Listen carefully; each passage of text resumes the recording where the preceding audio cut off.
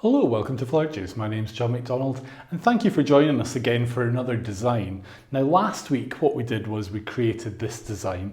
So I was thinking this is quite interesting and maybe interesting to show this vase used in a slightly different way. So what we did was we created a design using a strong structural element with minimal materials, really using mass and line as our main kind of focus for that design. So an interesting design. And we use the scrunch up wire. So let's just take this to bits and see what we can do if we were to use different material. So I'm going to keep my branch because I really love it, but not for this next design. But we can take out our gypsophila and our ornathagolum, or our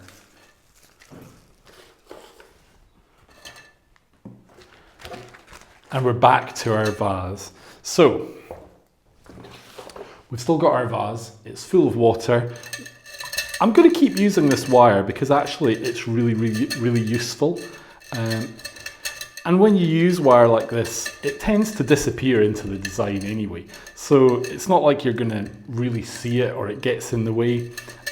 It just really gives you a bit of stability. There are other options for making an arrangement. Like you could use something like this. This is the floral guppy. So this gives you also another ideal method of supporting your stems. It's foam free. Yes, it's plastic, but you can use this again and again and again. You can secure this in and then basically your stems are going to have 2 points where they're secured. And that's really the important thing. It doesn't matter that you've got one mesh. What you need is you need 2 points where the stem is touching. And that will give you the perfect support for your flowers. So we have our vase, and in this then I've got, or I want to use some more garden material. So this is a big magnolia that I've got.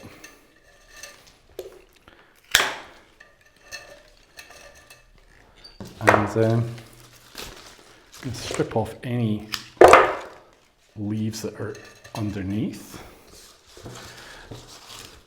So if you didn't watch the last video, then please do.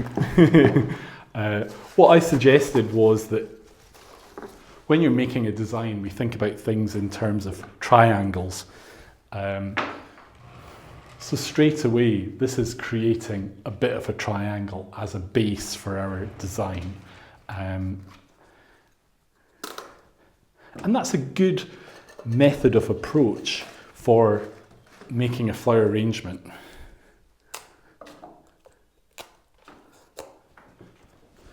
And also another good way of doing it is clustering things. So have this here, but follow through with more. But if you're going to use a hosta leaf, don't use one up here and one down there. Put them together, maybe add another one there so it looks like it's coming through. But don't just have them dotted randomly. It probably gives you a better effect.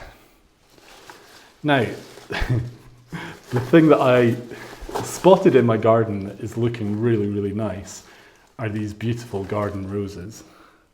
I just think they're absolutely gorgeous. So this was really my idea for making a second version of this design was, could we make one that is really more garden styled using these roses?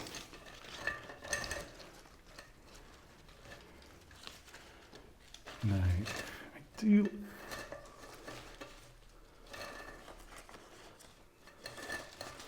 I don't really want this to twist round. This is the only thing I would say about the kind of foam-free versions is you tend to find that stems will rotate because they're kind of slightly more free. They're more likely to rotate within the structure that you've got. Whereas with foam, essentially it's holding the stem exactly where you want it. So we can work with that. So rather than put it over here, I'm going to put it over here. And also you need to really look at your flowers. So when I say that, I mean, look at which way they face. This is facing towards us, this is facing towards us. We've still got a nice line where they're going in that direction. If I was to place them on this side, they might have a different look. They might tend to look backwards. So it's looking at each stem and just thinking, right, how can I use this to the best advantage? So I have a little bit of heuchera, and I thought this would be really good for adding a touch of contrast.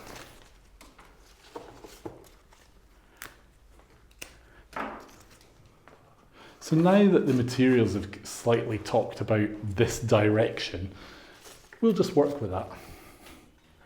Obviously you need to think about where you're going to place your design. Is there any requirement for where it's going to be sitting? Like, is it viewed in a particular way? So these are all considerations that you need to take into account. I have a couple of little other roses. So we'll pop these in. I just think these are so sweet. And I think it's quite nice using different colours, actually. But that kind of takes your eye into that focal point. And this is giving us a bit of depth as well. So really this arrangement is more just a celebration of garden materials that I have right now in the garden. So I know this is going to be a bit of a weird choice maybe, but I'm going to add some marguerite. And I think it's really interesting that we don't tend to like yellow and pink as a colour scheme. I remember very much when I started in flowers, well, it was the 80s and yellow and pink was probably okay, but it was a little bit poo-pooed as being not a good combination. But actually, do you know, I don't think that matters. If you like yellow and pink, use yellow and pink. I've always kind of thought if you were making an arrangement with roses, just roses, they can be all different colours because the focus of your arrangement would be the roses, the fact that you've used roses. And you get away with using different colours. If the focus of your arrangement is to have lots of different colours, then really go for it. Don't do pastels. Make it quite strong and make it a very definite choice that you have chosen different colours. So again, we're back to that kind of grouping idea where we've got more of the marguerite on this side, more of the roses on the other, and then they kind of start to blend, which works really, really well.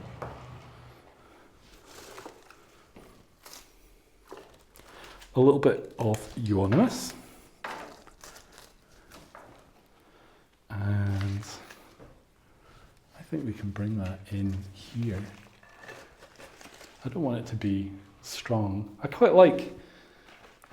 I'm quite tall, so I tend to have a slightly different viewpoint of what I'm making. And that's something that you need to kind of think about, is at what height will people view this? Are you exceedingly small? Are you exceedingly tall? Because then you maybe need to take other people's viewpoint into consideration rather than your own. So what purpose is your flowers for? Where are they going to sit? And do I have to accommodate other people? I'm just going to trim that wee bit off that was sitting here because in a way it was hiding the rose and creating a little bit of a distraction. So again, we've still got like a triangular asymmetric sort of feel. Let's take off that as well. Now, I think we want to just reposition that. This is the great thing about using a base such as the wire, is that we can really reposition the flowers to suit. Whereas with a foam base, you want to just place them and that's it. You don't really want to be playing around with changing them and chopping them, and it just all starts to get a bit messy. Right, so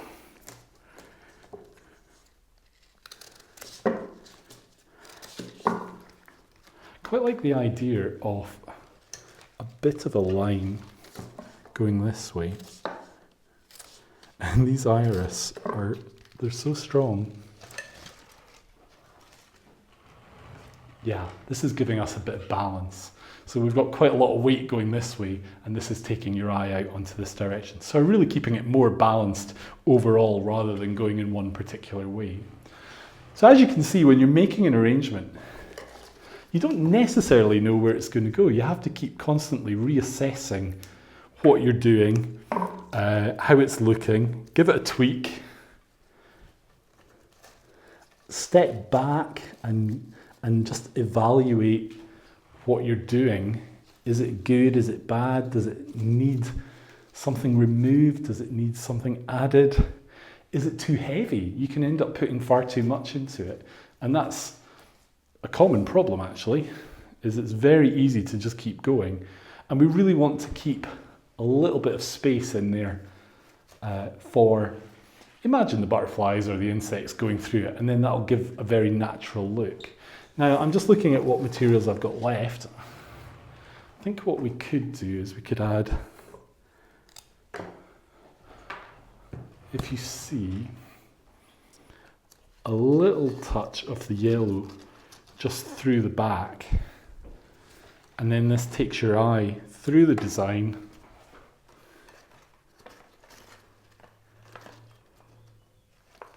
Now you might not even see that one, but if you were coming from the side, then you start to see. It's important to have it finished from the sides and the front. If this is all round, then it needs to look good all round. But it's very easy to make an arrangement that looks great from the front, but if people are coming in from a side door as their main way of seeing it, then that's just as important. Right, I think we could add these.